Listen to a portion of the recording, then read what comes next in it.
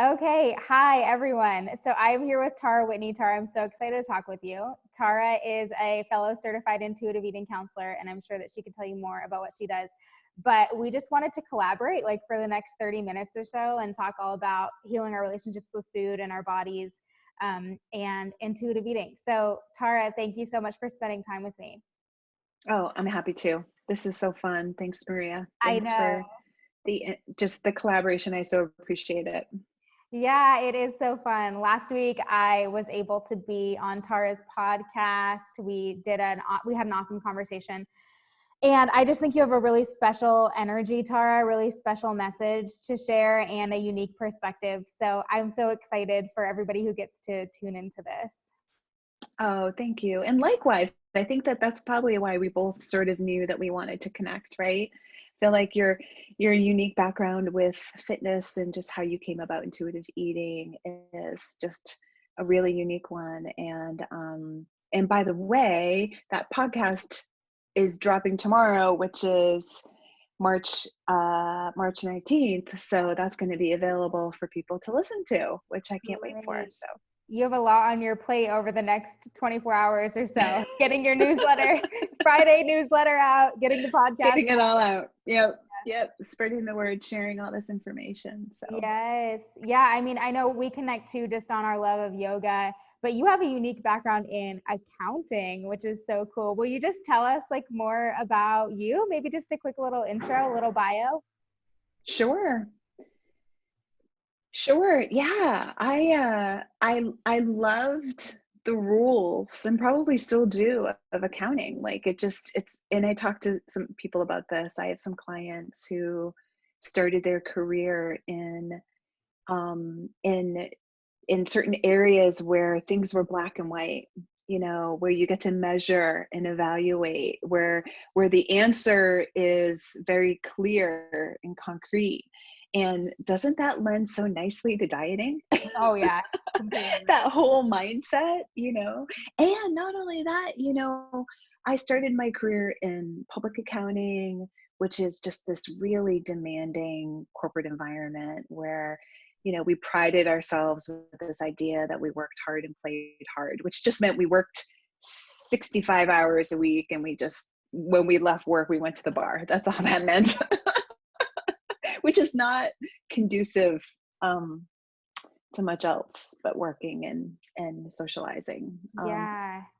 But really, like, what you wouldn't know if you met me back then was how entrenched I was in trying to lose weight and dieting and really struggling with pattern, like just the like overeating and emotional eating um, and had really had those struggles from elementary school, really like early middle school, and kind of set myself on this destination of like, I got to figure this out. Like, what's going on? What's wrong? Like, I just wanted a thinner body. And I thought, well, diets are promising me a thinner body. So why isn't this working? Yeah. And the reality is that my body was just fine. I was just telling myself that it needed to be smaller. Right. Um, so like, I couldn't even imagine, like, it just had to be 10 pounds smaller. Yeah. So um, I went the traditional corporate route and eventually found yoga. That's what we talked about before. Found intuitive eating, really, because I was kind of trying anything I could. And I was like, oh, this makes sense to some degree. At the time, now it makes 100% Yeah. sense. At the time, I'm like, to some degree, this makes sense. And then I just put myself on, like, I was starting the journey of really letting dieting go and understanding what was happening with emotional eating for me.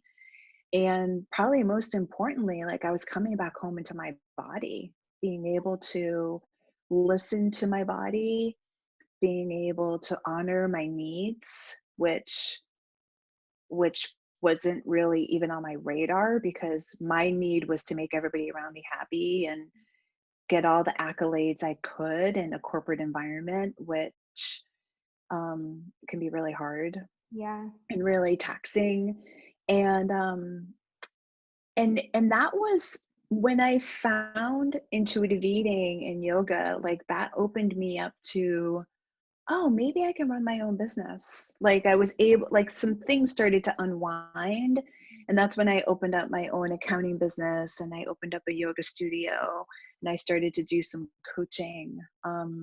So sort of all of those came together, and then a lot of them just sort of melted away to where I am now, where I'm just coaching full time. And I wrote my book and hosting my podcast. And um, yeah, so that's sort of my background. Yeah, amazing. Thank you for sharing that. It sounds like what you're doing is so fulfilling because you've picked like the bits and pieces of like what it is you really want to be doing, added some things that seem to be really rewarding for you.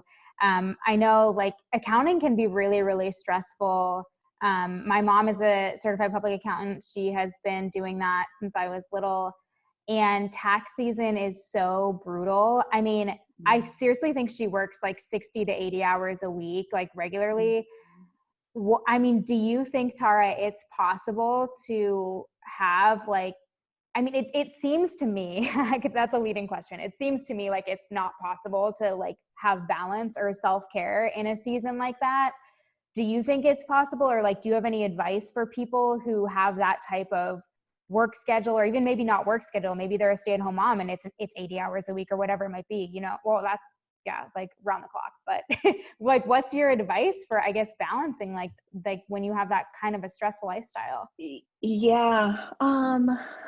Gosh, I think we could look at some of the layers of, why that is. Like, why is it that that's such an acceptable practice? And I actually wasn't in tax. I was in like the corporate side, so I never really went through one of those vicious tax seasons. I just had plenty of people, friends and colleagues that had and do. Um, and so it's like almost wondering like why the heck is this so inaccessible? Why is this so undoable that people are really killing themselves, Yeah. working 7 days a week, shutting down their life.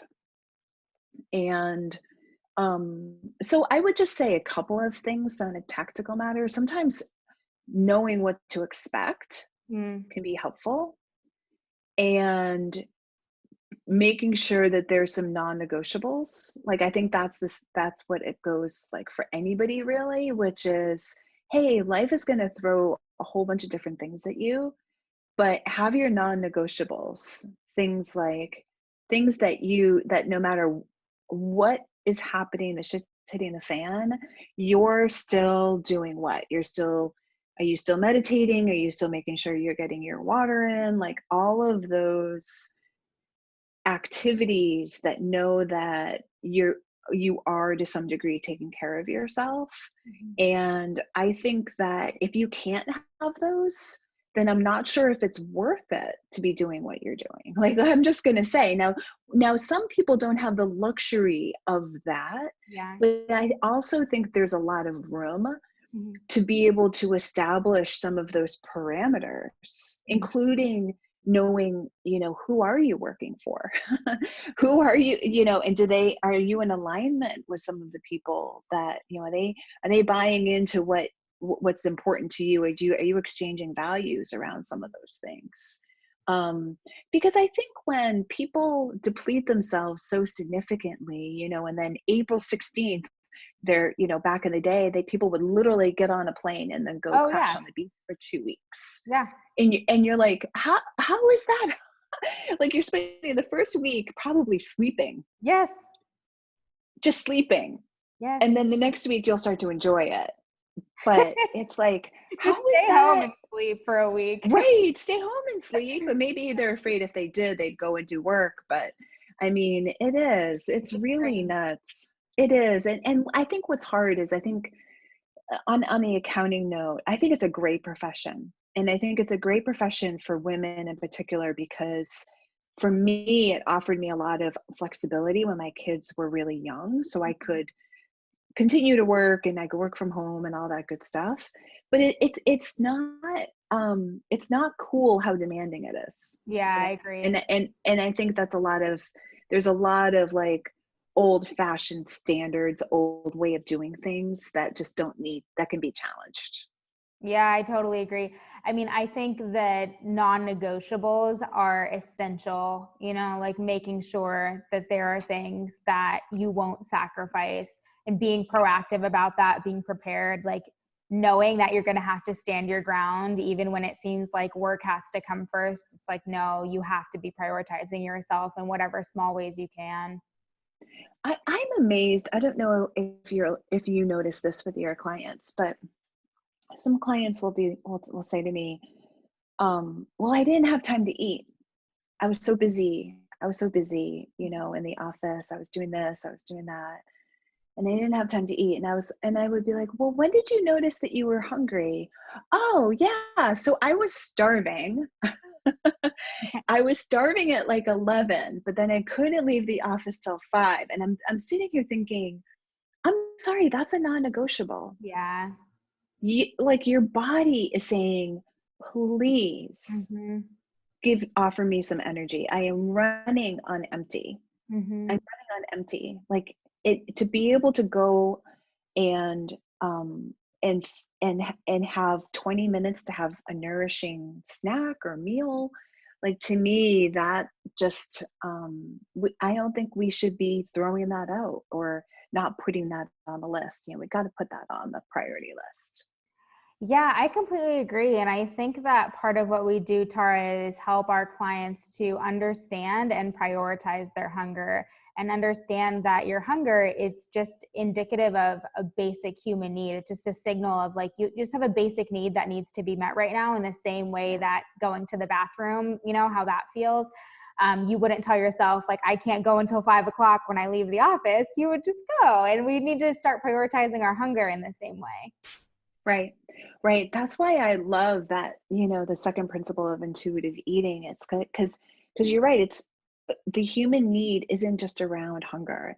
The human need, there are so many other basic human needs that we have that it's like we need to have this regular conversation and saying, this isn't like bubble baths and champagne. Yes. This is like, you shouldn't feel guilty when your body is so darn tired you can barely keep your eyes open and you just need to lay down and rest. That's not something that you need to feel guilty about, because we need to be here for our bodies Yeah. and care for them, and sleep and rest and nourishment, and a whole bunch of medical care, dental care, like all of those are just basics. Yeah, they really are. I had a client the other day who said that her work schedule is like, she gets to work around 11. I think she works like 11 to 4. And she said she would always feel guilty, Tara, about taking her lunch break around like 12:30 because she had just gotten there. Mm. And she was hungry, but she didn't feel like she was allowed to eat, even though she has the luxury of kind of deciding when she takes her break. And so we kind of walked through this, and she was saying she eats breakfast at like 7. And so it's like, well, 12:30, like that is lunchtime. That's lunchtime. And it's like, I get that you don't want to take your break because you don't want to seem like a bad employee. You want to seem like you're working hard, but Mm-hmm. eating lunch doesn't make you a bad employee. And it's the same thing around like, you wouldn't say you can't go to the bathroom. It's like, if you have to do that, you have to do that. We have to just see it as the basic need that it is. And know too, like the ramifications of not honoring your hunger. You're going to be so much more vulnerable to binge eating. You're putting your body into this starvation mode that's slowing your metabolism. You're going to not be able to focus. Like if you want to be a good employee, make sure you're well fed. Like you're not going to have energy. You're not going to be able to be productive if you're not consistently honoring your hunger. Completely. It is, it's like part self-compassion and part we just need to be able to give ourselves permission to Yeah. do this. And because it's not like, isn't it interesting that your client had to give herself permission? Like For she sure. had permission. And that's what happens more often than not. We have the permission. We might not see it or give ourselves permission, around a lot of this. And a lot of this is societal conditioning. I mean, it's Totally. a lot of it comes from this idea that we need to be proving ourselves in certain environments, and some ways competing with others, which is never fun, but somehow just assumed, all of that comes from certain work environments. Yeah, that's exactly right. And I think that this goes deep because if we're talking about like external judgment, feeling like we have to prove ourselves, I mean, when it comes to food, like intuitive eating, as we say, is like an inside job. And so this whole process is not just about like feeding ourselves and making sure that we're well nourished, but it's about like feeling more confident, feeling like we can trust ourselves, feeling okay with who we are. Because when we have that confidence, we care so much less about the judgment or proving ourselves, or we care so much less about the external. Yeah, I think that what you just described is really the foundational work of on so many different levels. Like if we had a whiteboard and we could start sketching it out, because if you think about an inside job around how we feel about our bodies, our inside job about how we care about what people think about us, the inside job about how we're even like choosing and noticing how foods make us feel. Like instead of saying, Ria, you just need to eat, kale and quinoa, and and kind of try to follow the rules of a diet, recognizing like, oh, what are the foods that make me feel really good? Like that's the inside job, right? Yes. So there's like all of these different little pieces that are so clear. The inside job affects all of these different areas of our lives. I completely agree with that. And that's why I think like the intuitive journey is really a whole process that's designed to restore an individual's autonomy. I mean, it's restoring your Whoa. ability to make Yeah. those decisions for yourself. And to me, Yeah. that is invaluable. Yeah. People don't even recognize they've lost it, right? Yeah. Yeah. I mean, like what you said is huge, but a lot of times people don't realize what they're missing.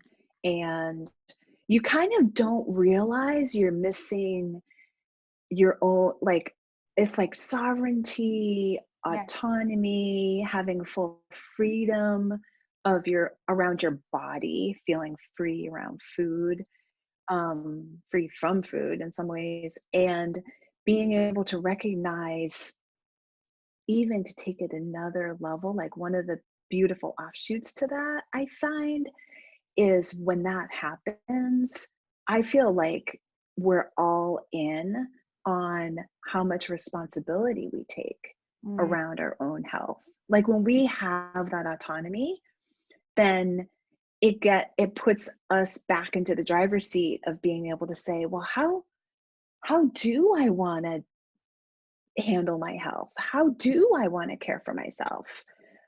How do I want to make these decisions around creating as much vitality in my body as I want? Man. Like that's a lot. Yeah. A lot of people are far, I mean, I could say I was pretty far away from that. I was like, just tell me what to do. Yeah. No, I know. That's why, I mean, there's so much crazy empowerment in having, I like Mm, that you use the word sovereignty. That's so cool. Like, and I had a client who writes articles for Pop Sugar, and she wrote this awesome article around mindful eating and kind of the work that we were doing together. And I love how she told her story around saying like, I'm making these healthy choices because I actually want to now. Like, so it's kind of what you said, yeah. like about the control and the responsibility. Like, I'm nourishing myself because I've asked the questions of like, well, how, not knowing that this is in my control, like how would I choose to feel? And you end up making more health promoting choices more consistently in that way. Yeah. Some people, I don't know if you've had clients like this who, will talk about gentle exercise, right? Or, exercise for just the movement's sake. And so a lot of it's this mindset of like, oh, my body needs to be a certain way in order to start to move, in order to start to engage in that exercise. And so what happens is there's just this general like feet in the mud, stuck, I'm going nowhere fast Yeah. because I need this to happen in order for me to do this, and nothing's happening because of that. Yeah. And that's where I think people don't realize the huge downward spiral of the dieting and diet culture is because it literally stops people from making true health choices, not healthy meaning thin, but true health responsible choices that include other things than food, because they're often so caught up that other conditions need to be met first.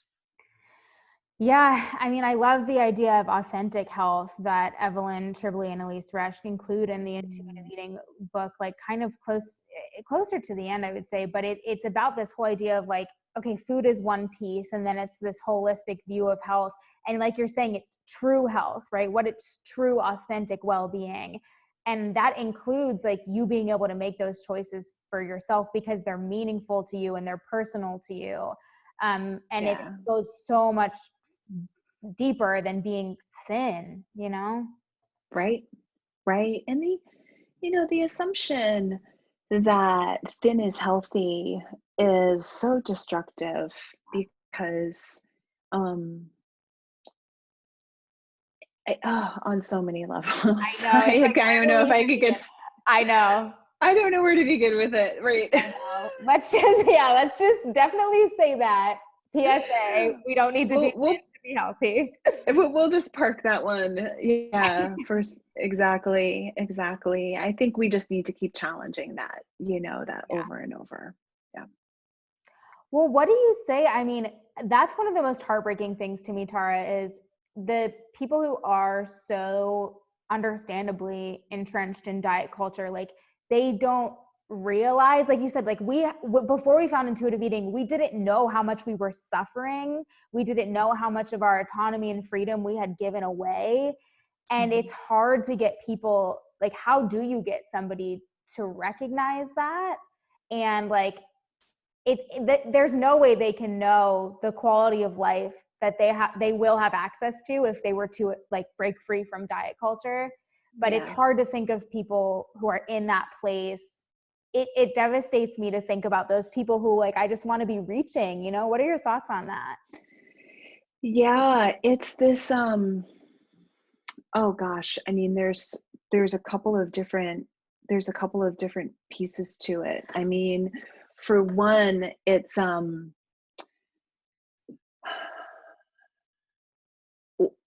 I think people generally believe that they're doing the right thing. Mm-hmm. And so in diet culture, it's, the messages come over and over and over again that dieting is just, people don't recognize it as dieting. Yeah. So I think there needs to be, and I try to do this a little bit and kind of, on my own platform, which is like, oh, like I'll say diet and restricting. But when I start to take people through like, what are your diet tools? Like, what are you doing that's engaging in dieting behavior? People will generally say, yes, all of those things. I'm doing all of those things. But there's this belief that they're doing the right thing. Mm-hmm. And I think that's what I wish I had a name for that, because in a lot of ways, it's what makes this really hard Yeah. is people realize something's wrong. When like for me, right? I I knew something was wrong. I blamed myself. And I kept trying to make what was set up to really fail work. Yeah. And part of it was, I can do it. It was like this ego thing that said, well, I can do this. I can be that before and after picture. I want to be that. So diet culture lends itself to like all of these vulnerabilities of the human condition Mm-hmm. I know. and exploits them I in know. horrific ways. Because I mean, what do you do when someone feels bad and they feel like a failure, and they feel shameful about not being able to stay in control of a diet? Like, people don't raise their hand around that stuff and say, "Oh, no, it's me. I mean, it takes really, it, I mean, I think for the people that we're working with, and this one is why so much the education so important. There's a huge act of courage when people say, I'm tapping out. I'm not sure what I'm tapping out and tapping into. I'm not even sure what that means, but I know I can't continue to do what I'm doing. It's hurting my health. Yes, I agree. Like that's Oh, the way I look at that. And yeah. I think so much of what we do is education. Yeah, I completely agree with that. It does take a lot of education. I mean, I know I agree with you. I had this same thought, Tara, and that was kind of my last leg of participating in diet culture was like, I can do it though. Like, I'm going to be the one who beats this. Like, so many people around me are like failing at diets, but I'm like, no, I can do this. And there was that ego. And for me, I think that's why I went so hard into the fitness industry. Maybe because I didn't feel like I had control around food. And so I was like, well, if I just work out harder than everybody else, then like that'll kind of just, the food stuff won't matter as much. And there was part of me that like wanted to beat this. But then that didn't work either, right? Because then I was over exercising and then I just ended up binge eating. And so it's like, after all of that, I was like, all right, I'm out of tricks. Thank goodness. Thank And goodness. Yes. I was probably really similar. Like that's why I turned to running. I thought, well, if I can just keep running more, running faster, I mean, that's the thing with running is in a lot of ways, I mean, you can run, for a long time if you'd like to. Mm-hmm. So it becomes a very easy way to get really tied up into the other side of the food equation, which is the calorie burning equation, which is so tied into all of this. Yeah, I mean, with running and run, like you said, running for really long periods of time, we have to ask ourselves the question of like, is this kind to my body? Is this just punishing? I mean, that's what's hard too. Like you said, diet culture makes these disordered behaviors seem healthy. And like the Yeah. fitness industry is doing the same exact thing. I mean, the fitness industry and diet culture they're so unmatched, right? And so it's like, Yeah. they're making it seem like that's not too much, you exercising like in the ways that you and I used to, like that's healthy. But it's like, when I look back at it, it wasn't healthy. I was punishing myself. It was, and long term, I was like, my body is gonna like, my knees are gonna start to, I was like, I'm gonna have so many problems if I keep like pushing my body this way. Mm-hmm.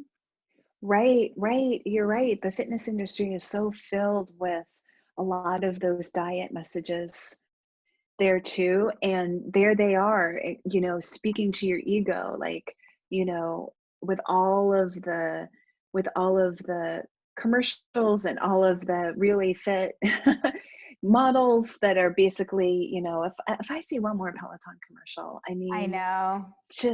and then there's that whole mirror commercial that's even more insane. Like it's just it's hard to escape it. And so our clients are coming to us, and I mean, I can imagine, like, I think that like what I notice is like their heads are spinning. They're like, what's true, what's not true? Yeah. What do I believe? Mom's dieting, my sister's dieting, all I know is dieting. Like, there's so much undoing I know. around this. And then and then you say, okay, so we're going to make peace with food. You ready? You ready for this?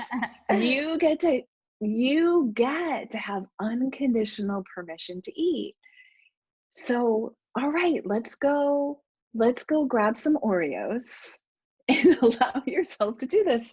And they're like, oh, what are you talking about? Yeah. Like, I mean, the fears that it summons in people that are so tangible, and it's incredible.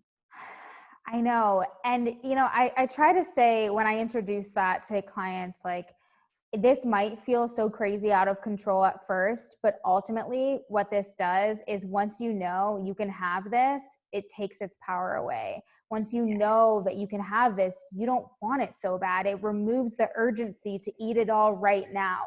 And I feel like that's almost what they have to know going into it so that there's not so much fear. It's like, maybe at first this is going to be hard, but listen, this is going to become so normalized. You're going to be able to self-regulate. Like, this is the step that allows you to, yes, make peace with food. Yeah, exactly. Exactly. It's taking their power back. But yet when you look at conditioning around food addiction, just this idea, like, and am I a food addict? Can I not control myself around white sugar or flour, which there's a lot of messages out there that say sugar is addictive. And then they back them by research so people can write a bunch of books around it. And what I say to my clients is, who am I to know if you're an addict or not? Because I don't know what your experience is. But if you have felt out of control around a certain food and you haven't taken away your internal restriction of that food, then that's not addiction. That's diet reaction. Right? Yeah, say it again for the people in the back. That is not addiction. That's just a normal diet reaction. I love that, Tara. That's a normal diet reaction.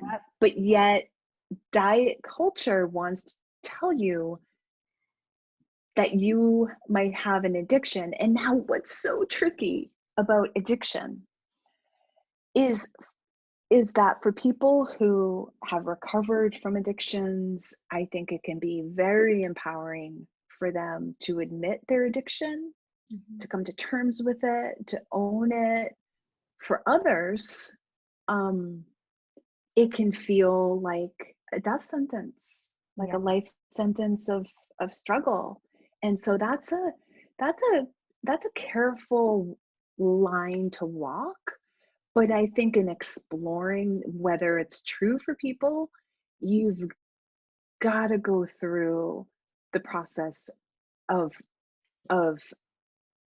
leaving the diet mentality behind, and the whole, what we call food police, the internal conversation of the dieting. Like, both of those things need to come in, and you need to be able to say, okay, I'm actually giving myself full permission to eat this chocolate chip cookie, or 2 or 3, depending on my hunger and fullness levels. So it's big. It's really big. It's where people can get huge amounts of confidence in their bodies and start to trust themselves.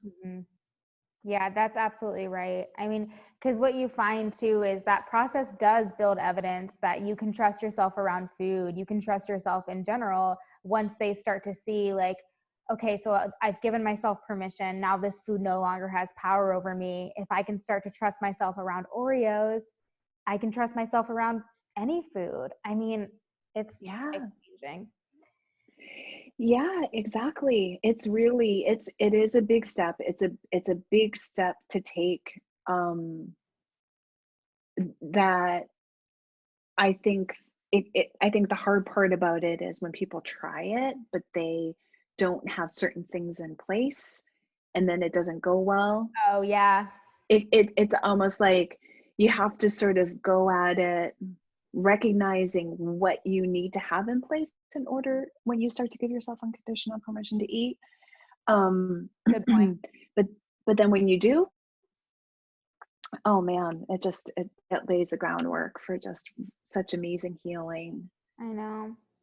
Well, I think you're right about needing to have those supports in place, because people will think, I've tried to give myself permission before, or I have given myself permission before, or they'll think that, like, when they were in between diets, they were allowing themselves that permission, but they've never fully actually, like, done that unconditional permission.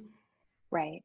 So it's like, right. You gave yourself the pseudo permission, but if it didn't go well for you, that tells me that you didn't fully go there. Right. And here's the other, what's the word when there's two opposites in place that you're trying to hold together? Um, the trick is, okay, you're going to be free around food, right? And in order to do that, you need to put weight loss on hold. So people, that's, I think, what's so hard for people is they're like, wait, I want to be free around food, but I'm really hoping this intuitive eating thing is gonna like let my body balance, and I'm gonna just eat when I'm hungry and stop when I'm full, and then this weight's gonna naturally come off, which it might. But the process of making peace with food, like if there's still this, oh, but I need to lose weight. I Yeah. need, I can't be eating too much because I don't want the scale to go up, then that's gonna not work. Right, because it's going to show up like restriction, whether you like it or not. Yes. And then it's just going to Yes. interfere with the healing process. Completely. Completely. Yeah. Yeah. Tara, I could just talk to you all day. I love talking about this stuff. I really do. I'm hoping this is going to be hugely valuable for both of our audiences. I'm sure it will be. I hope so too. I want to be conscious of time, but will you take a few minutes, Tara, to talk about what it is that you offer? Tell us about how people can work with you and get in touch with you. Tell us about your books. Just please. Yeah, sure. Yeah, I appreciate that. So people can reach me at tara-whitney.com. I'm the person that has like the dash in my website. Great. My book is called Hungry, Trust Your Body and Free Your Mind Around Food, and that's available on Amazon. And that is really a book, like I share a lot about myself in that book. I wrote it 2 years ago, so it was it was just a really interesting time for me to write that on my journey. So my podcast has the same name, Hungry, Trust Your Body, Free Your Mind. And just like we're both doing our one-to-one coaching. I have a group coaching program, kind of cooking up ways just to make this accessible for people in a way that really works for them. Knowing some people like the one-on-one, some people like to be in a group, some people want to just, learn a little bit, tap back out, learn a little bit, tap back, and that's perfectly fine. So yeah, thanks for asking. Yes, thank you for sharing. And you're writing a second book. I'm writing a second book around the impact that dieting and our body image has at such a deep level around I feel like a lot of people are talking about this, but maybe not quite from the lens of our relationship with food, which is around visibility and hiding. Are we, because there's so much value around what we eat sometimes, showing the world what we're eating, showing the world what we look like, that what comes from that is almost this fear of showing up and allowing ourselves to be truly seen, which is going to be the name of the book. And being able to feel a level of connection within ourselves to know that that's safe. Like that's really what it comes down to. Do you feel safe being truly seen? And my book will be able to share how you get there. That sounds unreal. Thank you for giving a sneak peek. That sounds unreal. And I have your first book, Hungry. It's phenomenal. So for anyone watching this, I give it my ringing endorsement. Absolutely get your hands on that. I can't wait for your second book, Tara. So it's Tara-Whitney. That's your website, right? .com. Yeah. And Instagram, are you just at Tara Whitney? What am I at? I think it's Tara H. Whitney, actually. Okay, well, I'll link when I post it. Good question, but when people come to you, I think we follow each other, so easy enough, right? Yes. Okay, anything else? No, this was great. Thank you. Thank you. This is such a fun conversation. gets me jazzed up. I love it. Me too. I So appreciate you so much, Tara. So thank you, thank you, yeah, thank you. I likewise. can't wait to get this out there. Okay, All perfect. right. Bye-bye.